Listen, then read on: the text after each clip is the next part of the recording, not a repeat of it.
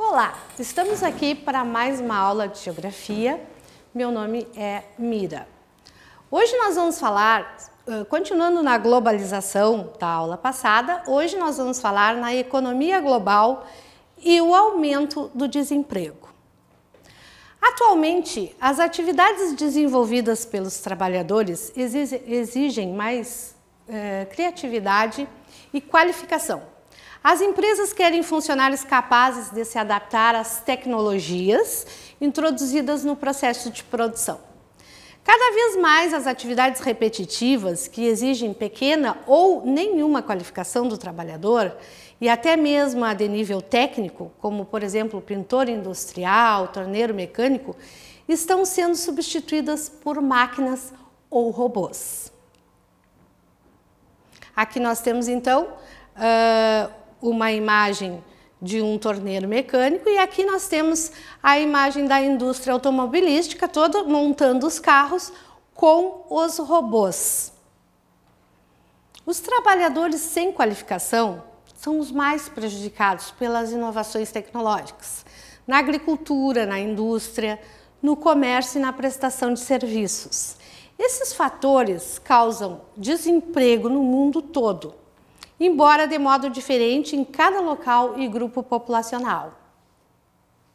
Aqui nós temos então bem lá nos antepassados como que nós arávamos, era arada a terra, né? Com os bois ali, uma imagem bem antiga. E aqui a gente traz o hoje, né? Já na colheita, tudo com máquinas usando menos mão de obra. Há um crescente desemprego entre os jovens, principalmente em países em desenvolvimento, onde eles são uma proporção muito maior de força de trabalho que nos países em desenvolvimento. Não só as causas das inovações tecnológicas que provocam esse aumento de desemprego, nós temos também outras causas. E aqui a gente vai trabalhar duas, as causas estruturais e as causas conjunturais. Aí nós vamos ver assim, mas o que seria um desemprego conjuntural? O desemprego conjuntural, ele é provocado por uma situação temporária.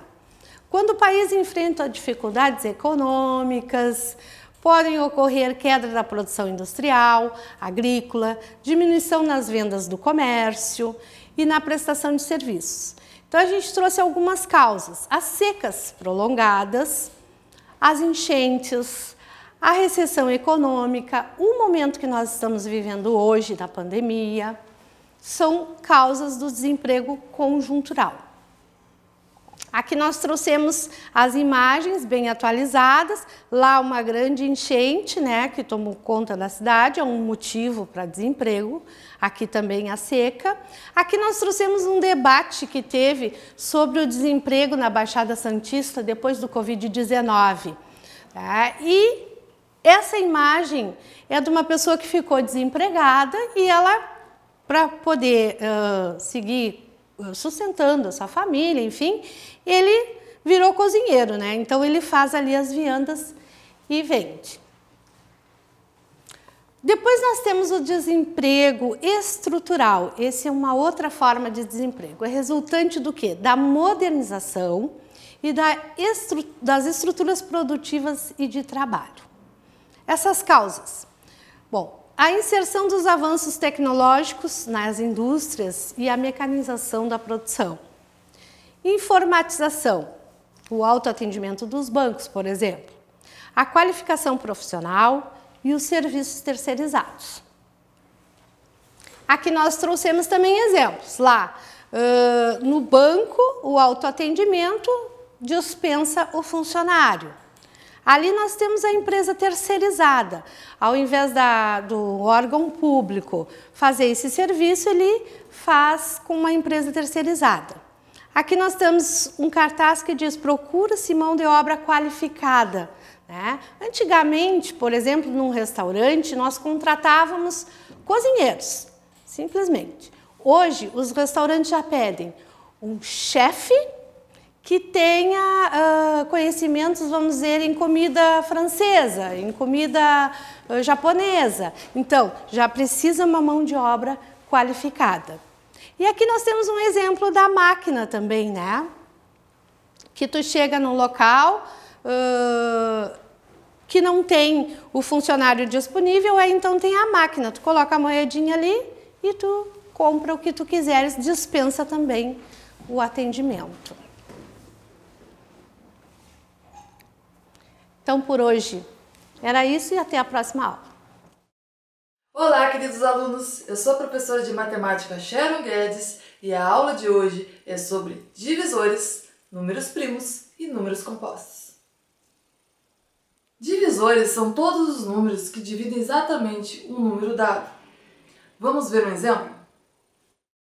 Bom, iremos agora calcular os divisores de 12.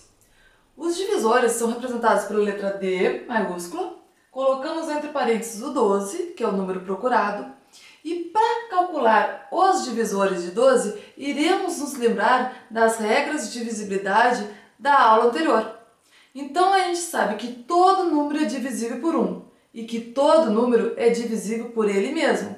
Então, teremos 12 divididos por 1, 12. E 12 divididos por 2, 1. Então a gente sabe que sempre um conjunto de divisores vai começar com 1 e vai terminar com ele mesmo. Bom, agora a gente vai olhar se o 12 é par. 12 é par, então é divisível por 2. 12 divididos por 2, 6. E 12 divididos por 6, 2. Então, teremos 2 e 6. Agora, nesse intervalo de 2 e 6, a gente tem que testar para ver se tem mais algum divisor. 12 é divisível por 3? Sim, porque 1 mais 2 é 3. 12 divididos por 3 é 4. E 12 divididos por 4, 3. Entre 3 e 4 não tem nenhum número, então aí está todo o conjunto de divisores de 12. Vamos ver outros exemplos? Divisores de 6. Eu sei que todo número é divisível por 1 e por ele mesmo. Então, 6 divididos por 1 vai dar 6. 6 é par. Então, 6 divididos por 2, 3. Entre 2 e 3 não tem nenhum outro número. Aqui está todo o conjunto dos divisores de 6. Divisores de 27. Eu sei que vai começar com 1 e vai terminar com ele mesmo. 27 é ímpar, então não consigo dividir por 2. Mas 27, 2 mais 7, 9. Então é divisível por 3.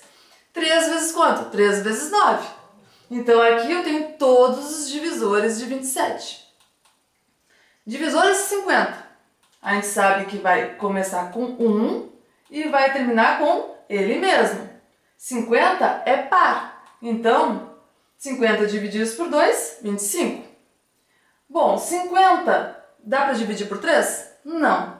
Dá para dividir por 4? Também não. Mas dá para dividir por 5. 5 vezes quanto? 5 vezes 10. Também não tem mais nenhum divisor. Aqui temos todo o conjunto de divisores de 50. Divisores de 16. A gente sabe que vai começar com 1 e vai terminar com ele mesmo. Ele é par, então dá para dividir por 2. 16 divididos por 2, 8. 16 não dá para dividir por 3, mas dá para dividir por 4.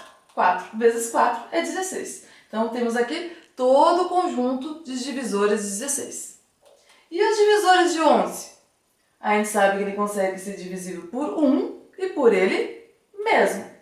Não tem nenhum outro número que dê para dividir o 11. 11, então, só tem 2 divisores. Então, ele é um número primo.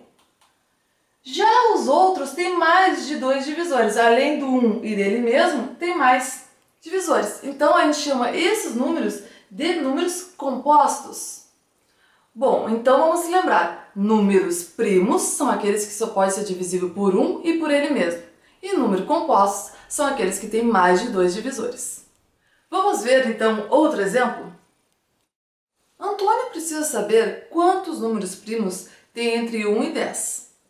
Como, então, o Antônio deve proceder? Ele deve colocar todos os divisores de 1 e 10 e aí, dessa forma, ele vai poder ver quem é primo e quem é número composto. Vamos ver? Divisores de 1 só tem o número 1, então ele não é um número primo. Divisores de 2? Dois números, o 1 e ele mesmo, número primo. Divisores de 3? O 1 e ele mesmo, número primo. Divisores de 4? O 1, o 2 e o 4. São 3 divisores, então número composto. Divisores de 5? O 1 e ele mesmo, então ele é um número primo.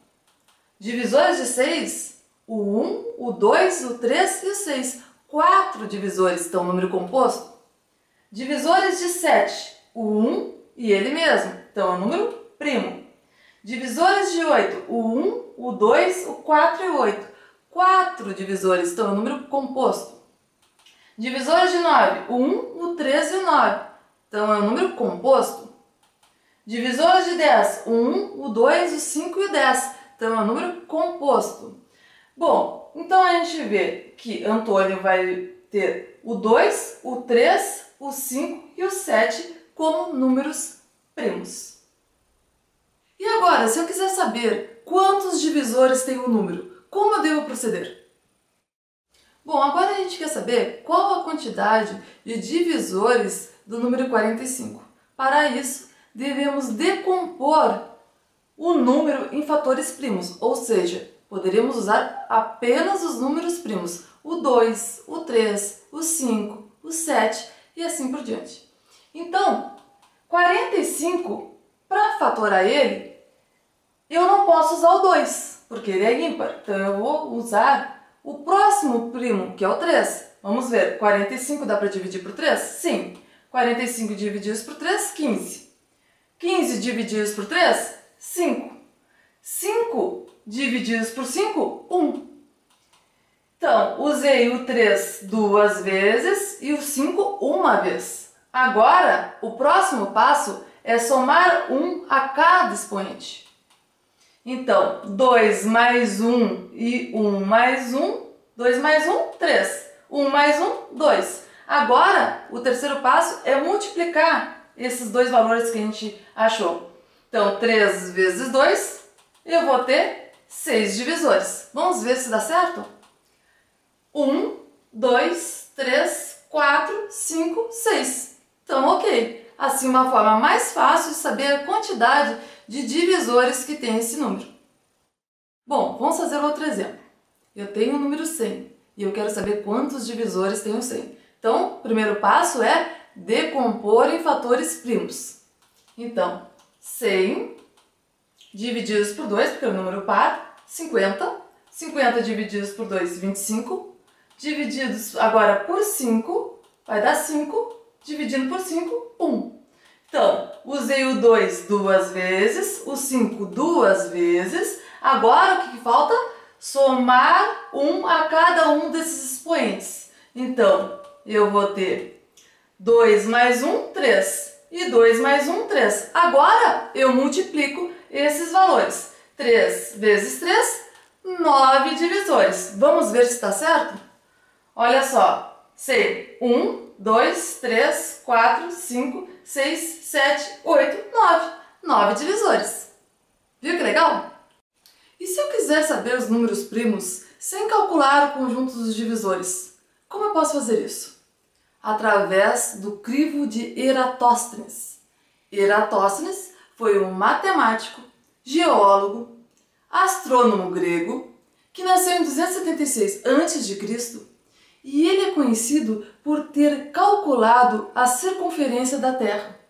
Ele criou uma tabela onde é possível ver de uma forma prática todos os números primos. Vamos conhecer?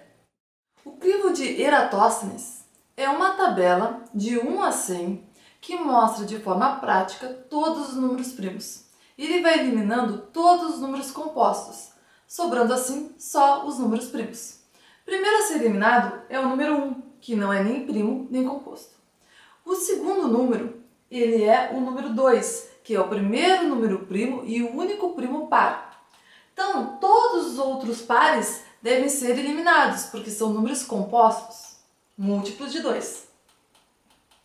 O segundo primo é o 3. Todos os múltiplos de 3, então, devem ser eliminados. O terceiro primo é o 5. Então, todos os múltiplos de 5 que ainda restam devem ser eliminados. O quarto primo é o 7. Então, todos os múltiplos de 7 que ainda restam devem ser eliminados. O que sobra são todos os números primos de 1 a 100. Então, essa atividade é uma tarefa bem legal para vocês fazerem em casa e mandarem para o seu professor. Então, queridos alunos, não esqueçam de fazer o desafio de construir o crivo de Eratóstenes e mandar para o seu professor de matemática. E eu agradeço vocês a atenção, espero que vocês tenham gostado dessa aula e até a próxima!